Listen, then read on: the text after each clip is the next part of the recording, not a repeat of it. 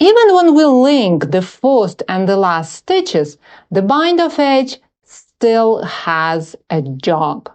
I explain why it happens in the full tutorial about this method. If you're curious, follow the link in the description. In this video, I'll show you how to fix this jog. Stop binding off stitches when you have two last stitches on your right needle.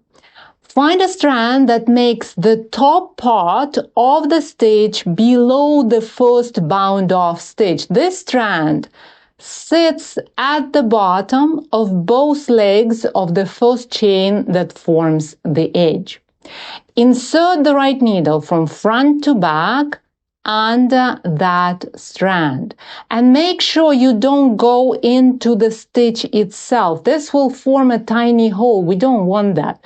We need only the top part of that stitch. So we go under that strand, then we wrap the tip of the needle with the yarn as we do when we knit a stitch, and you can do it with the yarn in your right hand or your left hand, it doesn't matter, and pull the wrap through, adding one more stitch to the right needle.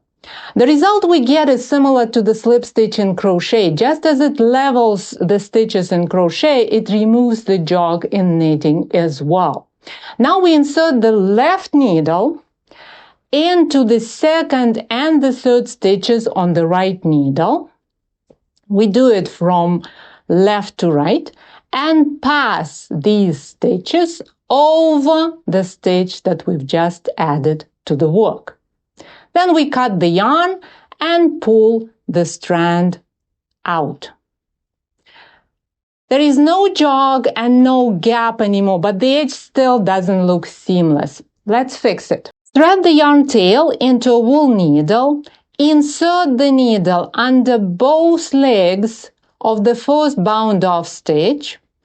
Pull it through just enough to leave a strand that is as long as one leg of an average stitch that forms the edge.